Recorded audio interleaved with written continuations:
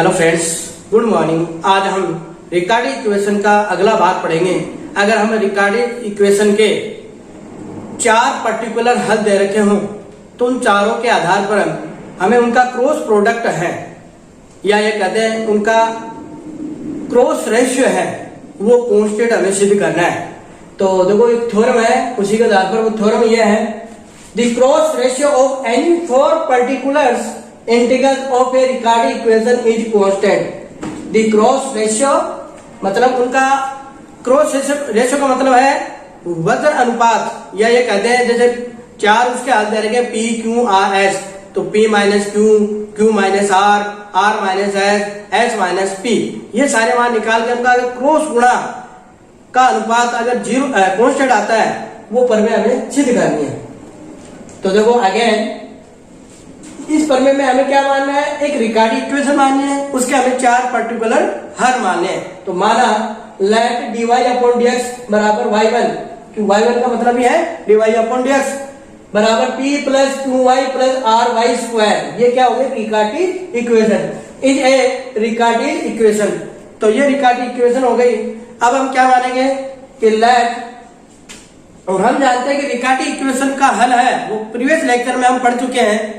वो हल क्या था कि y equal to minus c f1x plus g1x upon r into c fx plus gx, जहां पर c है वो कांस्टेंट है, स्वेच्छ अचर है, क्योंकि रिकार्डिक इक्वेशन कितने कोटि का है, 1 कोटि का है, अतः उसके हल में स्वेच्छ अचरों की संख्या भी क्या होगी, 1 होगी, तो वो है c। तथा इस रिकार्डिक इक्वेशन में p q r या तो अक्ष के फलन होंगे या अचर राशियां होंगी।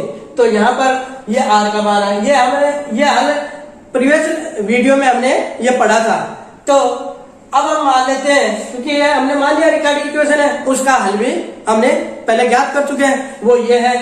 अब हम क्या मानेंगे, इसके 4 पर्टिकुलर हल। पर्टिकुलर हल होता है कि उनके स्वेच्छ अचरों को कुछ विशेष मान दे दें तो वो कहलाता है पर्टिकुलर हल। तो यहाँ पर जो c है उसके मान जैसे जैसे परिवर्तित होंगे उसके हल भी वैसे वैसे बदल जाएंगे। तो इस c के मान हमें मान लेते हैं अल्फा बीटा गामा डेल्टा मानेंगे, तो उसके अकॉर्डिंग इसके 4 हल हो जाएंगे।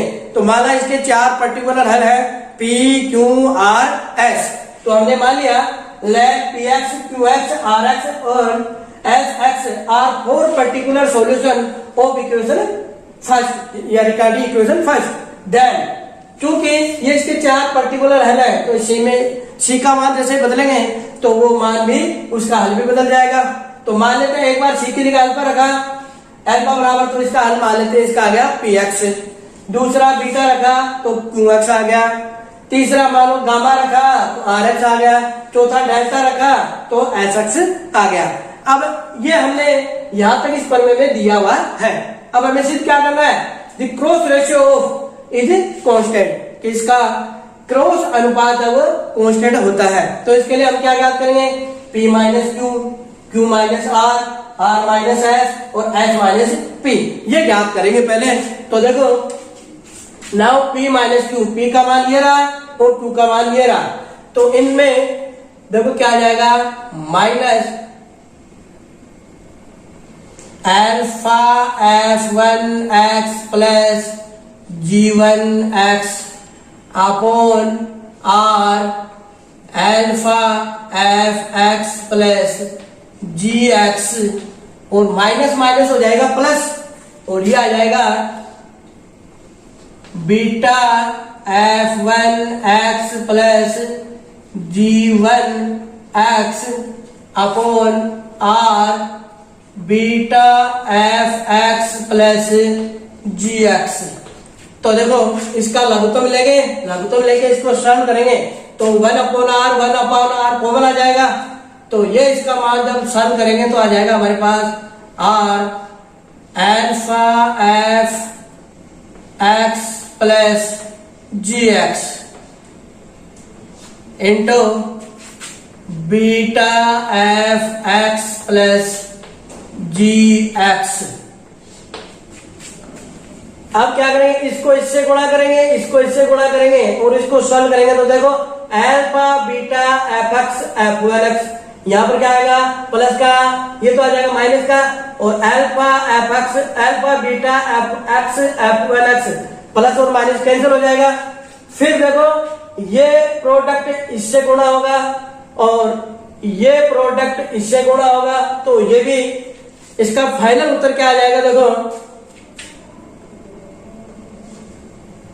अल्फा माइनस बीटा और ये आ जाएगा F G one minus F one G. इसको सॉल्व करेंगे तो आपके पास ये आ जाएगा। इसको हमने दे दिया समीकरण नंबर 3। इसी प्रकार से हम निकालेंगे Q माइनस आर, तो इसका मान आ जाएगा beta minus gamma into G F G one minus F one G upon R beta F X plus G X into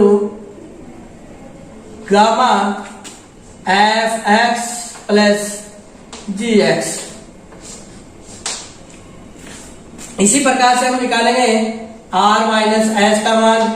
इसका मान क्या जाएगा, gamma minus delta F G one minus F one G upon R gamma F X plus G X into delta F X plus G X. इसको दे देंगे हमें समीकरण number, इसको दे देंगे 4, इसको दे देंगे 5। इसी प्रकार से हम निकालेंगे S minus P. S minus P क्या आ जाएगा, delta minus alpha F G one minus F one G upon R delta F X plus G X और alpha F X plus G X. Similarly इसके आधार पर हमने जो ये मान ज्ञात किया, इसके आधार पर हमने ये तीनों मान लिख दिए।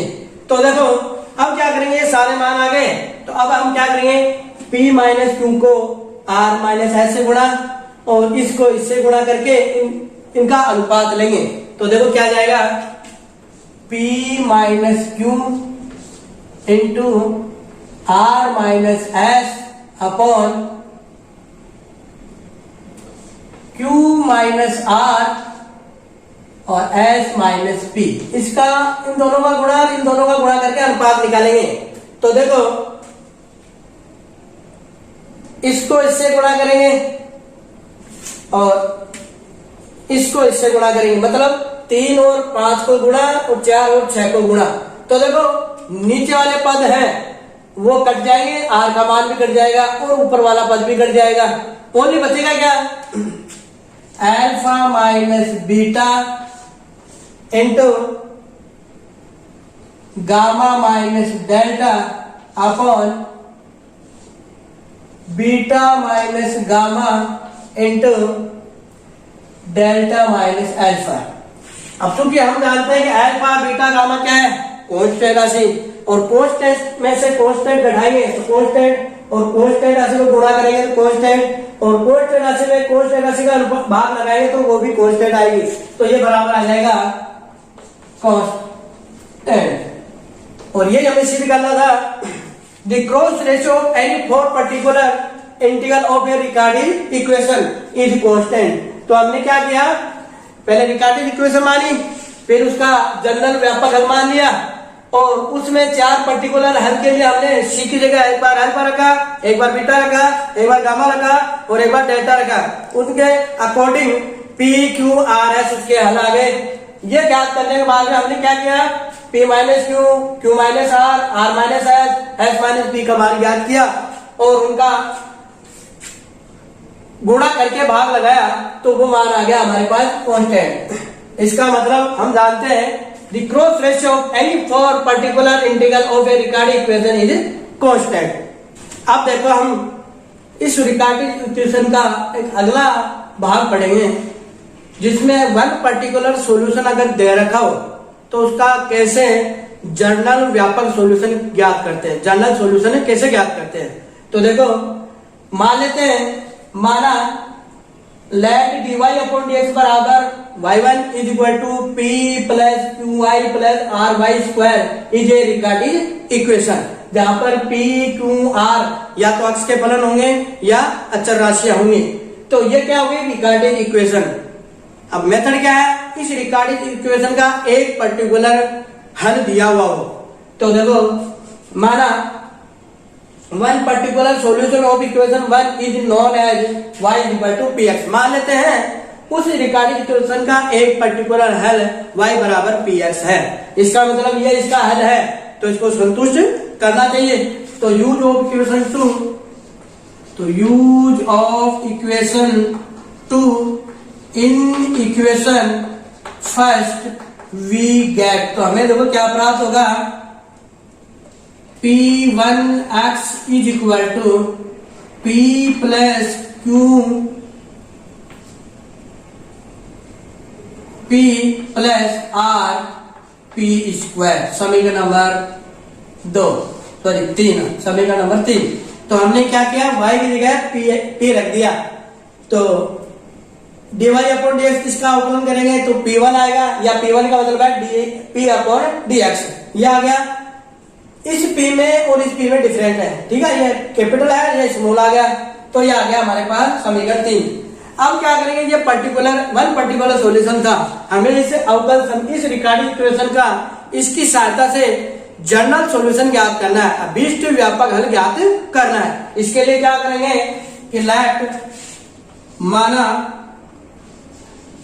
General solution of equation first is हो जाएगा y is equal to P X plus 1 upon v, जहां पर v है वो कोई x का फलन है। अगर अब क्या करेंगे, v का मान ज्ञात कर लेंगे, p का तो दिया हुआ है मेरे पास, ठीक है। अब v का मान ज्ञात कर लेंगे, वो v का मान इसमें रख देंगे, तो वो जाएगा इस दिए गए रिकार्डिक इक्वेशन का अभीष्ट व्यापक हल। इसके लिए क्या करेंगे, इसका अवकलन करेंगे, क्योंकि ये मान अब इसमें रखेंगे। तो देखो यह जाएगा समीकरण नंबर 4, समीकरण 4 का x के सापेक्ष अवकलन करने पर तो यह जाएगा y1 is equal to p1x minus 1 upon v square और dv अपॉन dx, यह आ जाएगा 1 अपॉन v का हो जाएगा माइनस 1 अपॉन v स्क्वायर और v का हो जाएगा dv अपॉन dx। अब देखो इस p का मान, ये मान इसमें रखेंगे, तो इसमें रखने पर क्या जाएगा, देखो p1x minus 1 upon v square dv upon dx is equal to क्या जाएगा, p प्लस q y की जगह क्या जाएगा, ये p x plus 1 upon v plus r p x plus 1 upon v square 1 upon v का होल स्क्वायर। देखो p1x का मान क्या आ जाएगा, यहां से यह आ जाएगा, तो यह आ जाएगा p plus q p plus r p square minus 1 upon v square dv upon dx is equal to p plus q p plus q upon v plus, मैंने इसको अंदर गुणा कर दिया, बोल दिया। अब इसका क्या आ जाएगा, देखो r p स्क्वायर, इसको वर्ग कर दिया, plus r upon v square और plus 2r p upon v, इसको वर्ग खोल के इसको अंदर से गुणा कर दिया, तो ये आ गया। अब देखो ये p से p कैंसिल, ये इससे कैंसिल और ये इससे कैंसिल, तो देखो क्या बच गया, एक पद तो ये बच गया, एक पद ये बच गया, एक पद ये बच गया। तो देखो क्या आ जाएगा, minus 1 upon v square dv upon dx is equal to q upon v plus r upon v square plus 2rp upon v, क्योंकि इसमें 3 पद रह गए, एक ये रहा, एक ये रहा, एक ये रहा। अब इस पद को इधर ले जाएंगे, v स्क्वायर का लघुत्तम ले लेंगे तो डायरेक्ट क्या आ जाएगा, dv अपॉन dx प्लस इन दोनों में v कॉमन आ जाएगा तो ये बचेगा q plus 2rp into V plus r is equal to 0। या ये कहते हैं इस r को हम इधर ले गए तो ये आ जाएगा बराबर माइनस r। अब देखो इस इक्वेशन को देखने पर एक किस प्रकार की इक्वेशन लग रही है, प्रथम कोटि तथा प्रथम घात की रेखिक अवकल समीकरण लग रही है। किस रूप की, इस रूप की, जनरल व्यापक हम इधर लिख देते हैं, इस रूप की है dy upon dx plus p into Y equal to Q. ये कहलाती है लीनियर डिफरेंशियल इक्वेशन। तो यहां पर ये p का मान क्या आ गया, ये आ गया, y की जगह v आ गया और x की जगह x है और q की जगह आ गया माइनस r। तो ये कहलाती है प्रथम कोटि तथा प्रथम घात की रेखिक अवकल समीकरण, जिसका हल हम कई विधियां हैं जिसमें मुख्य रूप से है इसका इंटीग्रल फैक्टर ज्ञात करो और इंटीग्रल फैक्टर की सहायता से v का मान ज्ञात करेंगे। तो देखो इसका इंटीग्रल फैक्टर हो जाएगा इज इक्वल टू e की पावर समाकलन और p की जगह पूरा आ गया तो q प्लस 2rp dx। तो यह आ जाएगा इंटीग्रल फैक्टर। इसको हम सॉल्व कर लेंगे क्यों किसका, x का फंक्शन, r भी x का फंक्शन, p भी x का फंक्शन, तो आसानी से इसका समाकलन हो जाएगा। अतः इस अवकल समीकरण का विशिष्ट व्यापक हल हो जाएगा v into integral factor is equal to समाकलन minus r integral factor dx plus c। अब इसको इंटीग्रल फैक्टर मान यहां रख देंगे, माइनस r का मान इस समीकरण से निकाल के इसको सॉल्व कर लेंगे और इसका इधर भाग लगा के v का मान आ जाएगा। वो v का मान हम यहां रख देंगे तो वो हो जाएगा इस अवकल रिकार्टेड इक्वेशन का व्यापक हल अगर वन पर्टिकुलर सॉल्यूशन दिया हुआ तो क्या करेंगे इसमें, अगर y बराबर px वन पर्टिकुलर सॉल्यूशन दे रखा है तो हम इसका जनरल व्यापक हल हो जाएगा y equal to px plus 1/v। ये मान की सहायता से ये सारे मान इसमें रख देंगे और इसको सॉल्व करेंगे तो हमारे पास प्रथम कोटि की प्रथम घात की रेखिक अवकल समीकरण प्राप्त हो जाएगी। उससे हम v का मान ज्ञात कर लेंगे और वो v का मान इस यहाँ समीकरण 4 में रख देंगे तो वो जाएगा उस रिकार्टेड इक्वेशन का अभीष्ट व्यापक हल।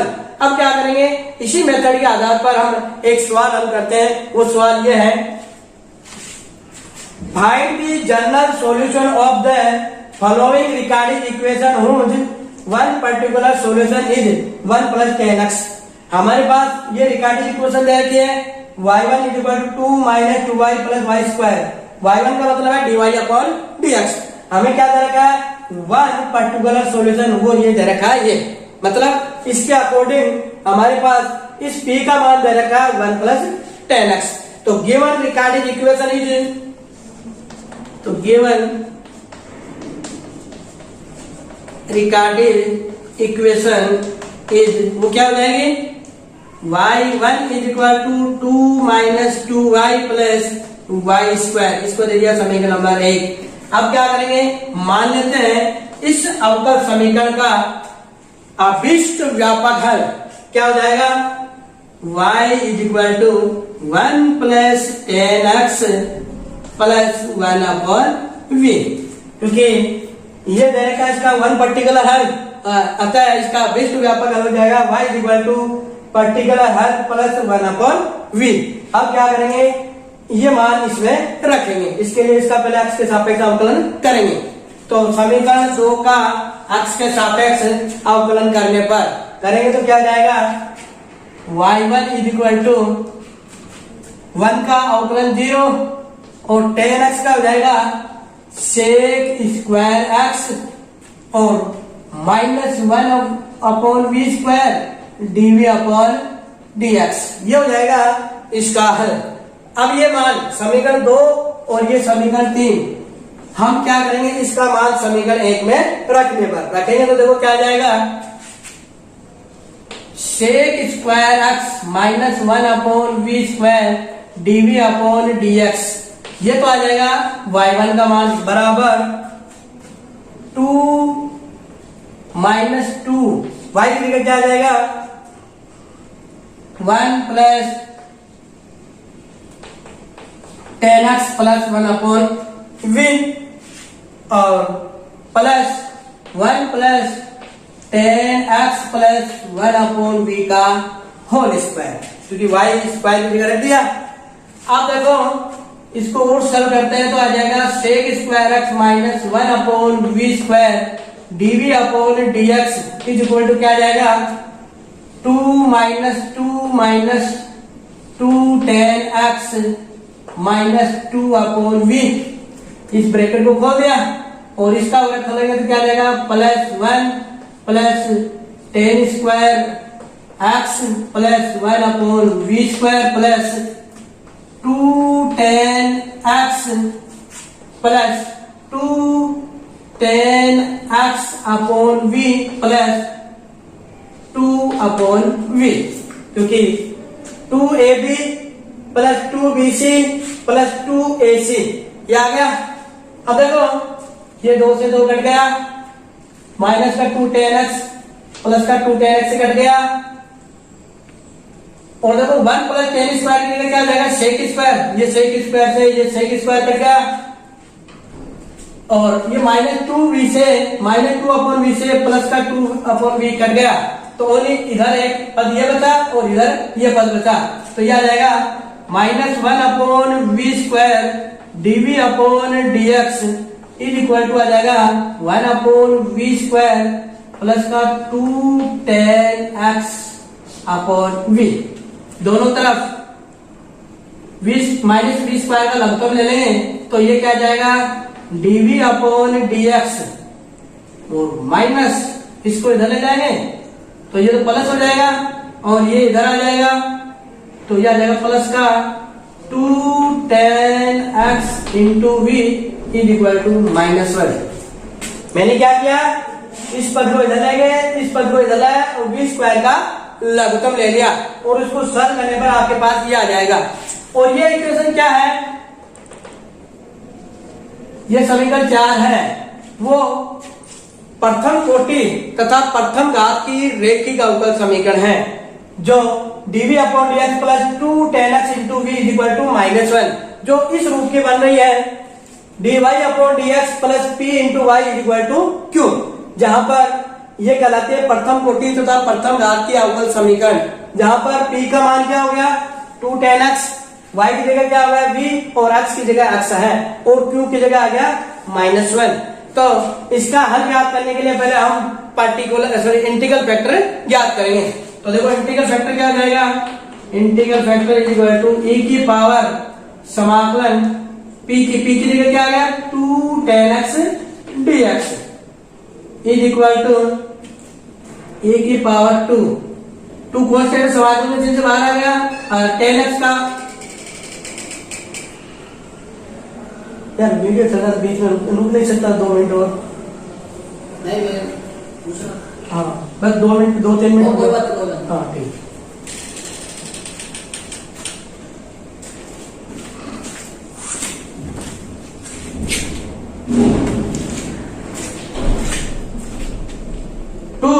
तो 10x का समाकलन क्या हो जाएगा log sec x, यही होगा। दो समाकलन होते हैं इसके, एक तो माइनस log cos x या log sec x, तो हम प्लस वाला ले लिया log sec x और ये जो गुणा में है वो इधर आ जाएगी घात में, और हम एक फॉर्मूला जानते हैं, वो फॉर्मूला क्या है e की power log fx is equal to होता है fx, तो इसके अकॉर्डिंग इसका मान आ जाएगा sec स्क्वायर x, तो इंटीग्रल फैक्टर का मान आ जाएगा sec स्क्वायर x।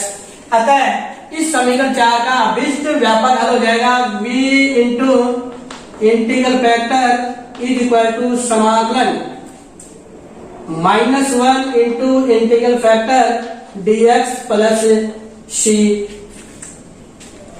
ठीक है। तो क्योंकि यहाँ पर q का मान है -1 तो यह आ गया integral factor dx plus c। अब इंटीग्रल फैक्टर का मान रख देंगे तो v into sec square x is equal to minus sec square X dx plus C is equal to minus बाहर आएगा। सेक एक्स का समाकलन क्या होता है? टेन एक्स, क्योंकि टेन एक्स का अवकलन क्या होता है? सेक स्क्वायर एक्स, अतः सेक स्क्वायर का समाकलन होता है टेन एक्स। तो यह आ जाएगा टेन एक्स प्लस सी, अतः v बराबर आ जाएगा c minus tan X upon sec square X. यह आ जाएगा समीकरण नंबर 5। अतः ये v का मान इस समीकरण में रख देंगे। किसमें? समीकरण 2 में।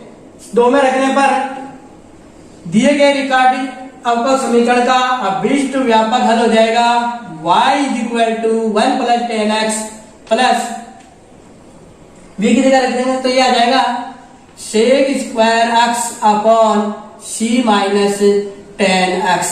तो ये हो जाएगा इस दिए गए रिकार्डिंग अवकल समीकरण का अभीष्ट व्यापक हल, जब वन पर्टिकुलर इंटीग्रल दे रखा हो।